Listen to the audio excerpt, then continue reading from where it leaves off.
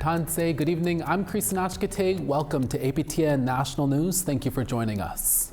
An upcoming memorandum of understanding expected to be signed this Thursday between the federal government and Alberta will support a proposed pipeline from Alberta to the west coast. If approved, the pipeline would see 1 million barrels per day of oil shipped from the Alberta tar sands and travel west for Asian markets. However, BC Premier David Eby says the province is being left out of the discussions for that second pipeline to go through. Some BC First Nation leaders are also slamming Ottawa for not involving them in the discussions either. Alberta intends to submit the pipeline proposal in the spring. UBCIC Grand Chief Stuart Phillips says both the federal government and the government of Alberta needs full First Nations consent first before anything. I can tell you with great certainty there will not be any fossil fuel pipeline project allowed to move through the territories of the First Nations people in British Columbia to the BC coast from Alberta. This well may prove to be the battle of the century in terms of, for once and for all, establishing the fact that Aboriginal title not only exists in British Columbia, but that the First Nations people will stand on our Aboriginal title rights. A new report says the federal government will need to significantly increase funding if it plans to introduce legislation that recognizes First Nations policing as an essential service. The Parliamentary Budget Officer released the report on First Nations and Inuit police funding on Tuesday, and the Committee on Indigenous and Northern Affairs commissioned it. Former Prime Minister Justin Trudeau promised First Nations policing as an essential service, but only introduced legislation in 2020. The report notes federal funding for the First Nations and Inuit policing program has had an annual average growth rate of 12.3% since 2015, which grew from $123 million previously to now $395 million. But Govinda Bernier of the Parliamentary Budget Office says much more would be needed if the government wants to declare Indigenous policing as an essential service.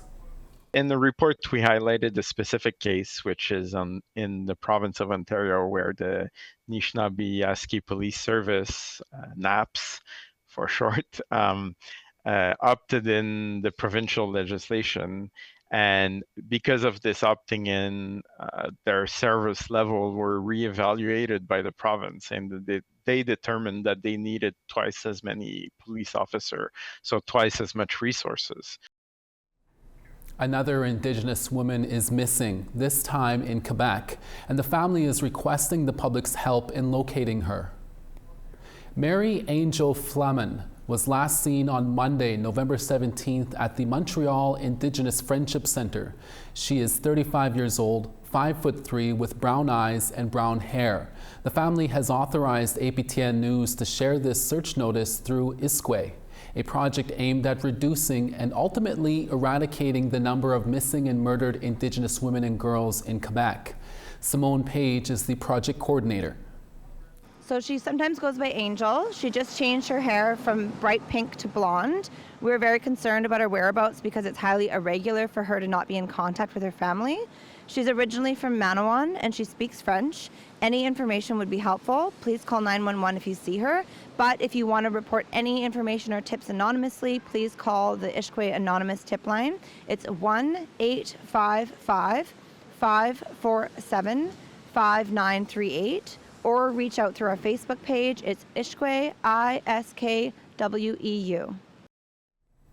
Manitoba's Minister of Families, Accessibility and Gender Equity announced today that $12.5 million is being invested in programs aimed at preventing gender-based violence. Nahani Fontaine said that Canada and Manitoba are contributing to the funding. The investment will support 32 initiatives, including those fleeing from domestic violence. This year alone, 27,000 women, girls, and gender-diverse people this year have accessed programming. It comes from Manitoba's 4-year agreement with Canada as part of the national plan to end gender-based violence. While an actual breakdown isn't done by race, Fontaine says the majority of clients seen are Indigenous women, girls, and Two-Spirit people.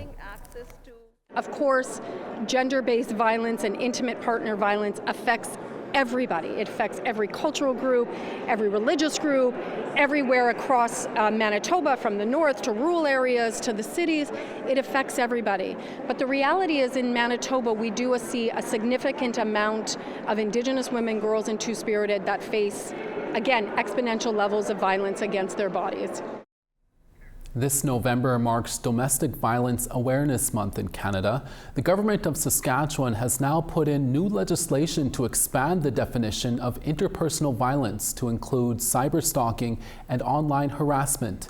APTN video journalist Rachel May spoke to a community organization about what this could mean for victims who are leaving abusive relationships. All of these things people can put on social media. Accusations, they're not proven, but then they become viral, and they don't realize how many people they're hurting. Shirley Eisbester leads the Central Urban Métis Federation, Inc., known as Comfy.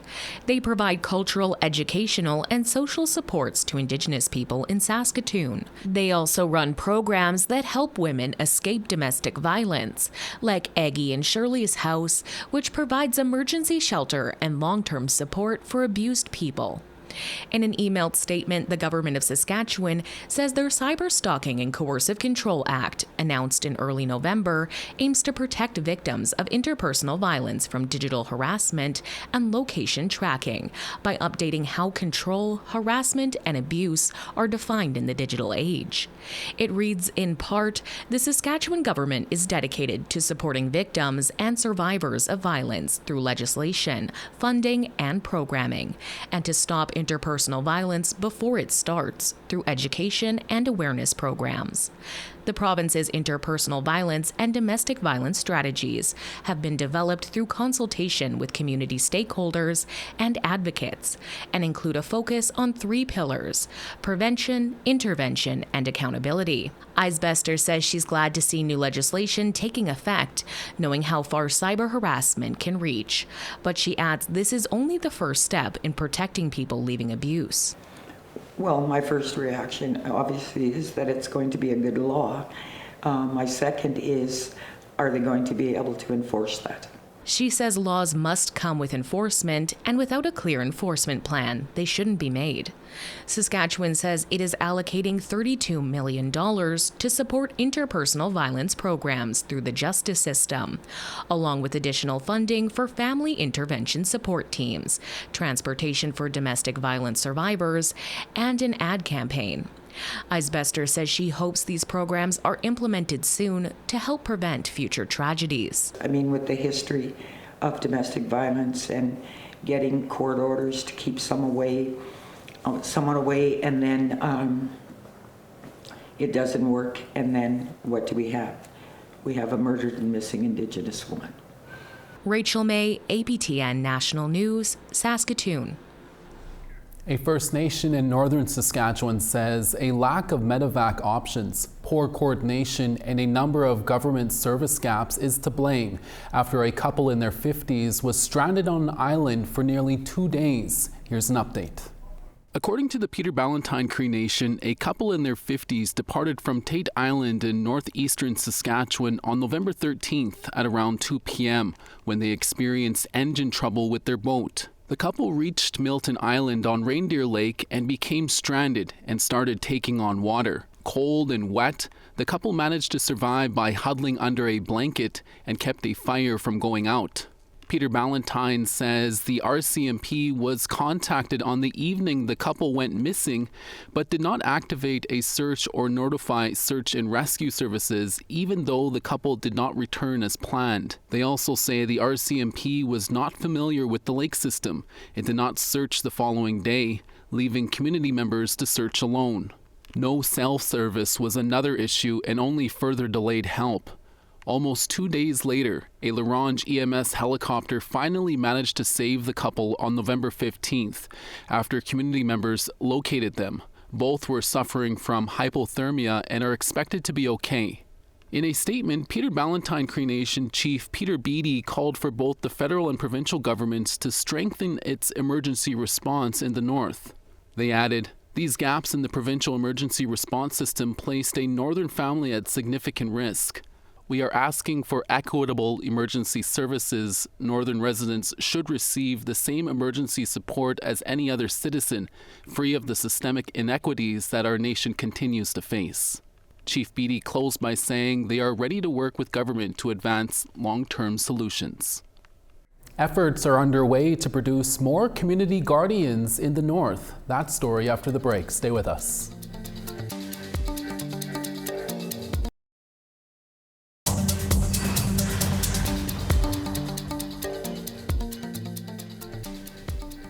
Thanks for staying with us. They're the ears and eyes of rural and remote Yukon communities, trained to help in situations ranging from medical emergencies to loose dogs and even search and rescue. They're called Community Safety Guardians, and they can be found in communities across the territory. Now, a new program at Yukon University is giving Indigenous people intensive hands-on safety guardian training.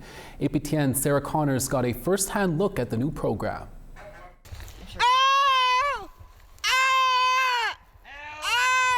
Would you know what to do if you came across someone who lost a finger in the bush? So we're coming in here, we're looking for hazards. Oh boy. Thankfully, the injury here is fake, but the scenario isn't.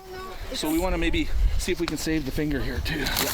Yeah. This realistic first aid field exercise is part of a new Community Safety Guardian program at Yukon University in Whitehorse. I think it gave my team a good experience. Taku River Tlingit First Nation member Barb Dawson is one of the program's participants.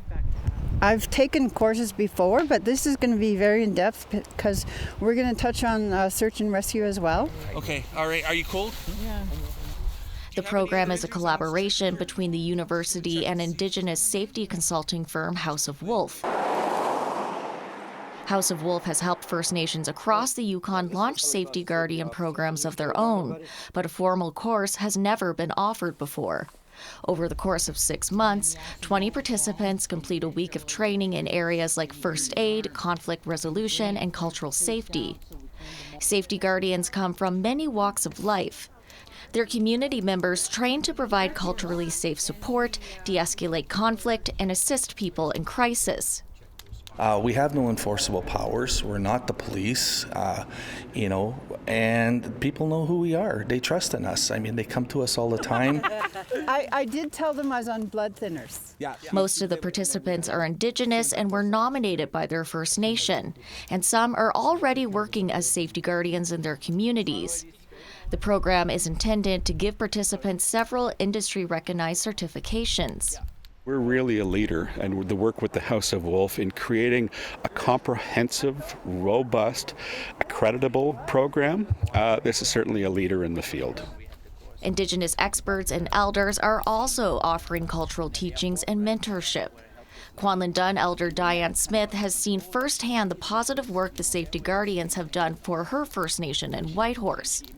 But they are really made a difference in our community. Like, you feel safe, you can walk around, and there's, like, when you phone them for help, they're there.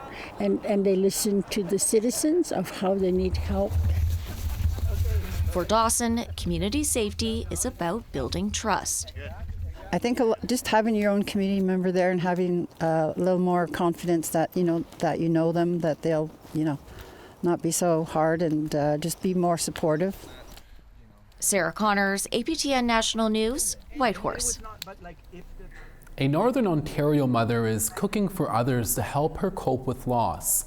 Caroline Pavla of Thunder Bay began baking cakes in Bannock following the death of her son. Eventually, this turned into a full-fledged catering business for Pavla. She says it not only helps her cope with her grief, but it also brings her family closer together. APTN's Mike McDonald reports.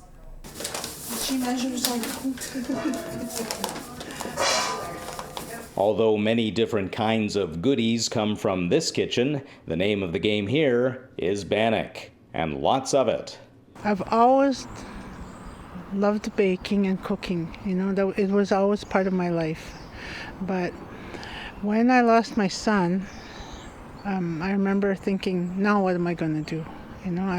Like he's gone, right?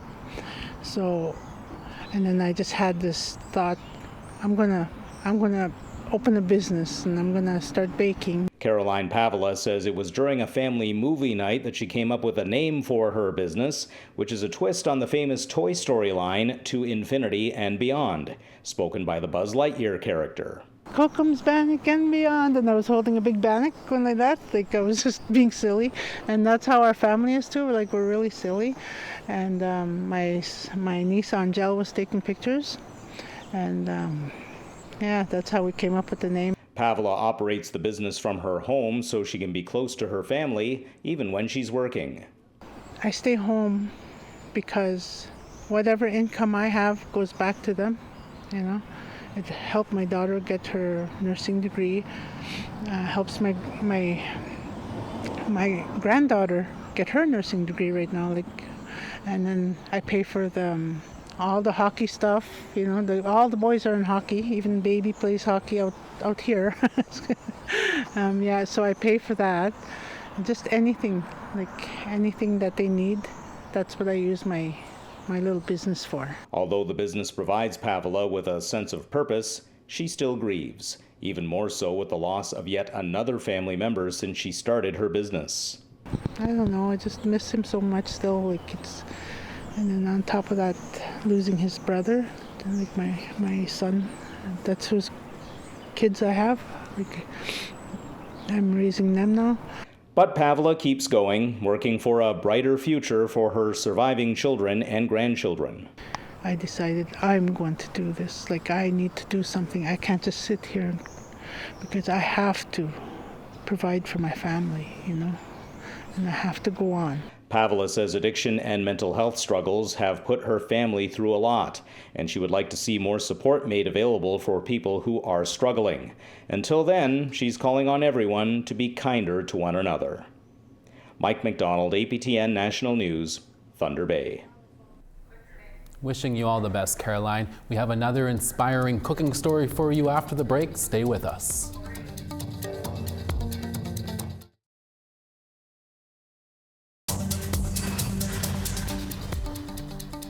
Welcome back. Time now for our photo of the day. One of our many viewers, Matthew Louie, described this photo as our glorious day in Coast Salish territory. Thanks, Matthew, for sharing this photo of that beautiful sunset on a beach in Vancouver. Fingers crossed I can go back there one day and explore again. Send us your photos to share at aptn.ca for the chance to be our next photo of the day. Time now to take a look at tomorrow's weather forecast. On the east coast, Halifax 12, Charlottetown 11. La Grande River -2, Cartwright -2 and sunny. Saguenay 3, Quebec City 2. Ottawa 3, Toronto 3. -2 in Timmins, Thunder Bay sunny and -2. Puckatawagan -6, Thompson -11. Barons River -5, Gimli -3 and sunny. Partly cloudy in Regina at -7, Estevan -8 and cloudy there. Uranium City -11 and sun's out. Buffalo Narrows partly cloudy and -7. Sun's out and high level at -13, Fort McMurray -7. Calgary -2, Edmonton -6. Kamloops 3, Bella Coola -4. Sands Spit 6 and cloudy there, Smithers 2. Old Crow -26, Rock River -24. minus 21 in Norman Wells, Wrigley minus 20, minus 13 and sunny in Sax Harbor, Paulatuck minus 17, Chesterfield minus 15, Arviat minus 17, and Arctic Bay minus 25, Resolute minus 21. And finally for us, an award-winning Haudenosaunee chef in Ottawa has been educating people on Indigenous history and culture by incorporating tradition into fine dining. APTN's Nunganske Rose Jacobs has the story. Right now, there are many great chefs across this country that are making their own seat at the table, and we're looking at each other from across the way and smiling and recognizing that we're here to work together. We all have very similar messages in what we're trying to do and promote and what we're trying to showcase with our food. The stories we're trying to tell about our community, our history, and the pride that comes with that. Chris Commandant is doing just that as a sous chef at the One Elgin restaurant at the National Arts Centre in downtown Ottawa. At the NAC, not only can you enjoy an upscale dining experience, but you can find theater performances, dance, orchestras, and community events. Chris is from Watam Mohawks First Nation, north of Barrie, Ontario, where he grew up, learning to take just enough to sustain yourself, but to always leave some for the next generation. That lesson remains important to him today. For some chefs, a nostalgic childhood meal have driven their passion, but for Chris, his inspiration came from something else. So food to me, I never wanted to be hungry. That's it.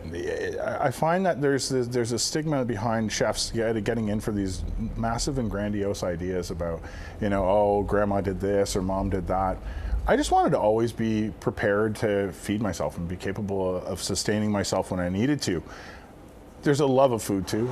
Over the last 25 years, the Le Gordon Bleu graduate has worked for prestigious restaurants across Ontario, but has been a chef here for 5 years. He says his knowledge of the land and respect for its resources are what makes his dishes so special. Each of his plates tells a story and honors tradition, like this one he calls the duck's home.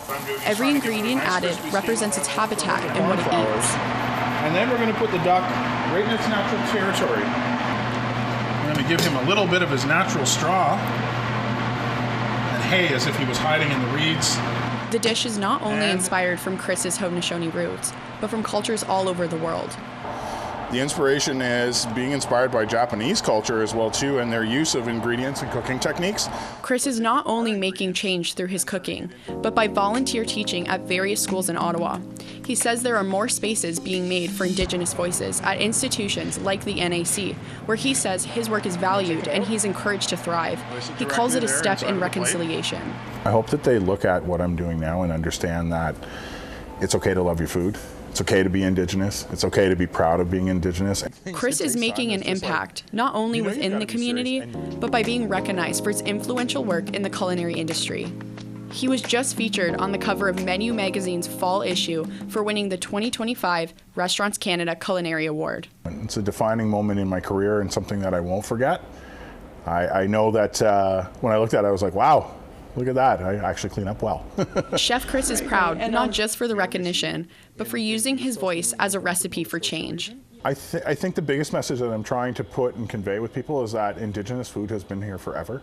It's not a trend, it's not a fad. It's something that has been here since the dawn of time and deserves a rightful space. And there you are. Thank you so much. Appetit, enjoy. Thank you.